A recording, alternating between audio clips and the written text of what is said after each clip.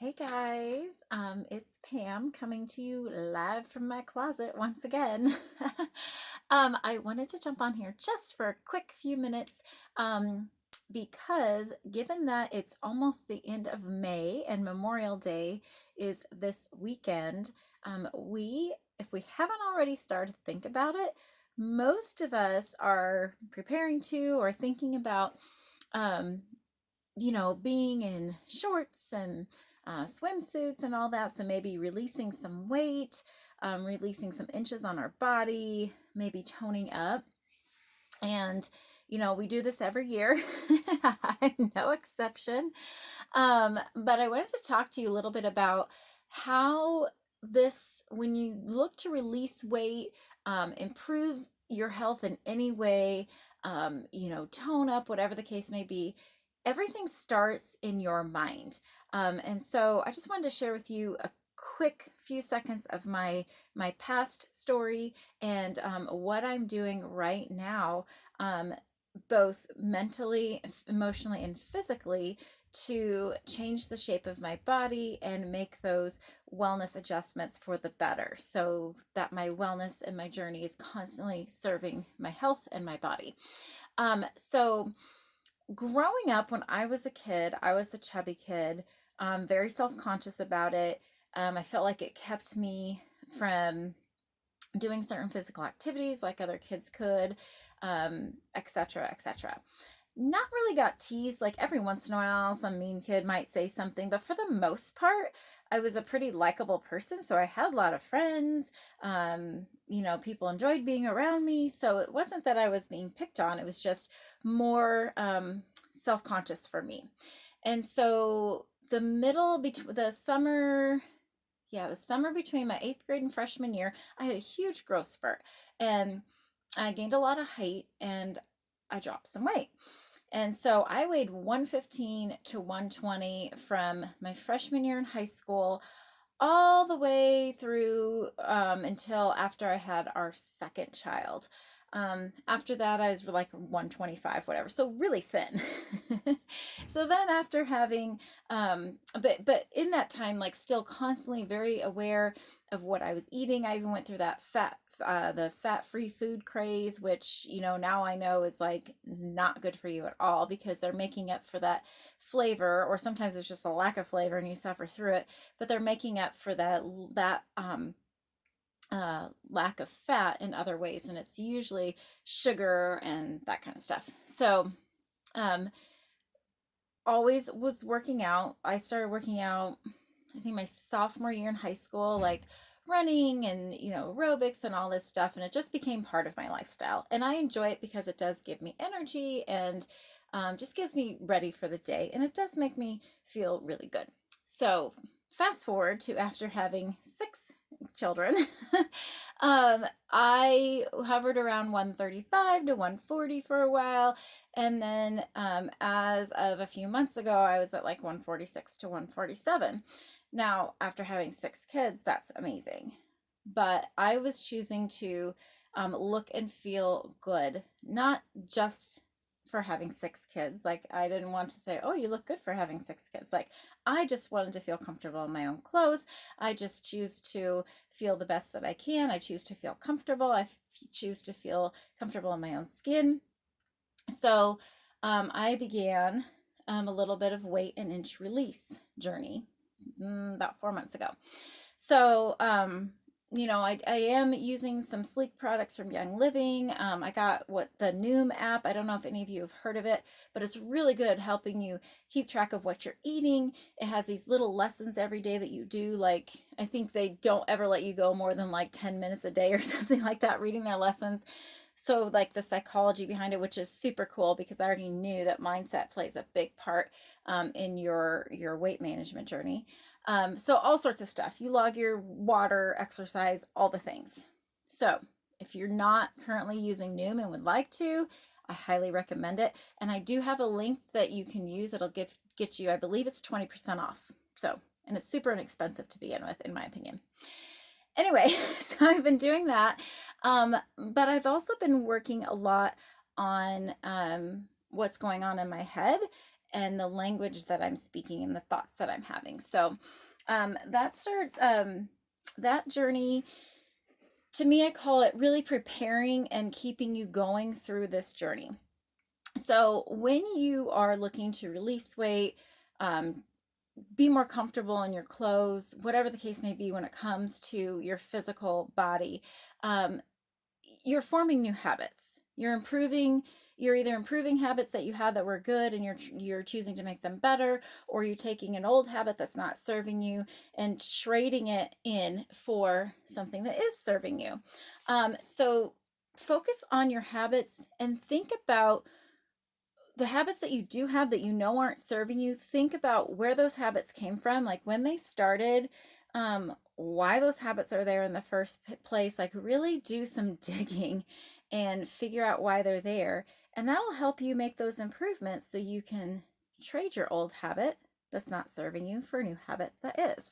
A couple notes here. I actually talked a little bit about this. The EO Bros did a class on the beginning of May. I don't remember the date off the top of my head. I think it was the 10th. And I talked a little bit about this. So if you happen to be on Facebook and follow the EO Bros, you can catch that video on their page. And all the other things that we talked about that night.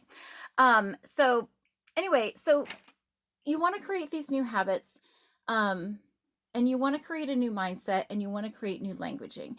Now, when I talk about new mindset, for me, when I first started this journey that I've been on for a few months, I told myself that I'm not going to let the scale dictate my success. And there's a few reasons behind that. And it's interesting because as soon as I said that, I got the Noom app, and they ask you to weigh yourself every day. Now, this is so you can see that your body has a pattern. Like one day you may be like, say one day I'm 145, and the next day I might start out 146, 147, but then I'll be at 144 the day after that. So you can see where your body naturally fluctuates, and different things can cause that. But because that happens, like it's good to know what your body's doing and your body's trends and habits. But the reason why I choose not to let the scale dictate this for me is because what I've noticed is while I have released a few pounds, before I was even really, the scale was moving at all, my clothes started to fit better. I felt like I had more energy. I could see small little changes starting to occur in my body. And when people tell you muscle weighs more than fat, that is a myth. A pound is a pound is a pound is a pound. The difference is if you look at a picture of fat and a picture of muscle side by side, and you can look it up, Google it, they'll show you fat is not as dense and it takes up more space. So if you trade that pound of fat in for a pound of muscle, you're going to have that tighter, more dense, that's the word I'm looking for, substance. I don't know what word I was looking for. You're going to have that in your body. So if my scale doesn't move, but I'm feeling better, that's okay, because that means that I'm trading in that fat for muscle. And so think about stuff like that. And that's where your languaging comes in too. Notice when I'm talking to you, I'm not saying lose weight. The reason why I don't say lose weight or lose inches is because things that you lose, you tend to find eventually. I choose not to use the word drop in this scenario either, because things that you drop, you pick them back up. Even if it's not right away, you're going to pick it back up. So we choose to use words like release. Okay, when you release something, you're letting it go. Usually when you say I release you, it's usually a for good type thing. And this is one area where you can say I release you for good. Or when I'm trading, I'm trading in my muscle or trading in my fat for muscle. So things like that. Like I shouldn't say I think, I know, because I've seen it happen and I've seen it work with myself. Using that language, upgrading your language and switching around some words you use is super helpful. It also helps your mindset and your languaging. Our words and thoughts have so much power. So when you're switching that around, that's very powerful. Upgrade your language, upgrade your mindset, upgrade your body, and all the things, and your health and wellness along with it. I have some notes. What else? Oh, and when it comes to words, think about what words you're speaking to yourself. What are you carrying from your past that you're continually saying to yourself, even if you might not be conscious of it? Like, really think about, what am I carrying from my past still? This is emotionally, this is physically, all the things. Because I have seen a couple now different resources that have cited that they're studying like human emotion and behaviors. And sometimes these emotions, when you really start to uncover it, they go back all the way to infancy. Like, that just really made me stop and think, because we think babies, like, yes, they're aware of sounds and they recognize mom's voice and dad's voice, like they do all this, but we don't realize how much infants like take in, and really are aware of. And the body holds on to that. The body holds on to emotions. The body holds on to memories, and certain things trigger those emotions and trigger those memories. It could be a smell, it could be a sound, it could be so many things. So really think about things that you're carrying from your past. What do you need to release from your past? What do you need to forgive someone or yourself for from in your past? Don't spend a lot of time in your past. Just go back there long enough to figure some things out, let it go, and then move forward. Because when you're driving your car, if you're looking in your rearview mirror the whole time, you're going to get in an accident, right? It's not going to bode well for you. So you glance in the rear view, see what's behind you, see what's going on behind you, and then you look forward and you continue to move forward. So, and then when it comes to your words, are you using words? Are you using language that is not serving you? Is it words, thoughts, language that you would never say to another human being, but for some reason you're saying it to yourself?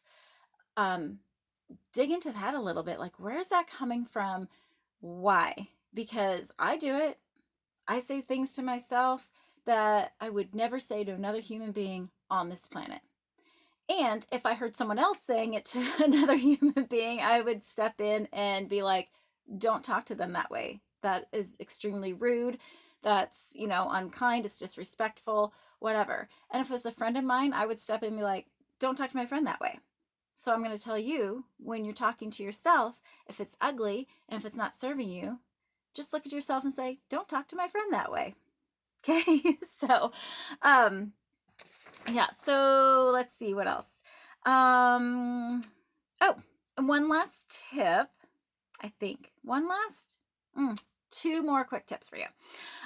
Number one, visualize yourself, whatever this new habit is. Like, say that you're choosing to add more vegetables to your to what you eat. Maybe you're replacing maybe you do chips every day in the afternoon at 2:30. Maybe you're going to replace that with carrot sticks instead.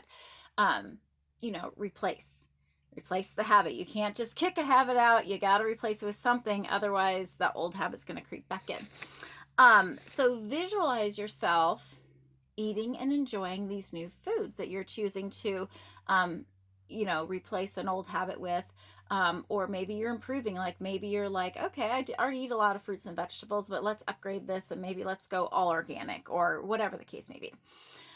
Visualize yourself exercising, and enjoying it at the same time. Maybe like on the new map, they talk about in this area, I thought it was so cool, something I've not thought before. Put something new that maybe you're not used to, maybe not necessarily like loving yet. Put it together with something that you already enjoy. So like, say you want to start maybe running on the treadmill. You're going to start out running a half mile and then work your way up to whatever the case may be. Maybe you really enjoy listening to podcasts. Could be educational podcasts just for fun, whatever, like a binge-worthy podcast. Listen to that podcast while you're on the treadmill. So kind of like, something that you enjoy doing, pair it with something that you might not love doing, and there you go. Before you know it, the thing that you don't enjoy doing is now a habit, and you're now looking forward to it because it's paired with something you do enjoy. So I like that. I like listening to podcasts while I'm on the treadmill or walking, whatever the case may be. And so last quick tip, because we are at almost 15 minutes now, guys, and I like to keep these videos a little short for you. Last tip, remember who you are doing this for. A lot of us want to do it for spouse, kids, grandkids, whatever the case may be. And that's great, but ultimately do it for you so that you know that you can do it. You know that you can do hard things. You know that you can do new things. You know that in order to make improvements, growth has to happen, change has to happen, getting uncomfortable has to happen. So do it for you, do it for yourself. Also, let family, friends, whoever else you're doing it for, let that be a motivator for you, because there's going to be days where you're going, you know what, round's a shape. Those chips are calling my name. Round's a shape. Let's go for it. So just remember, like, have those kind of other people that are in your corner.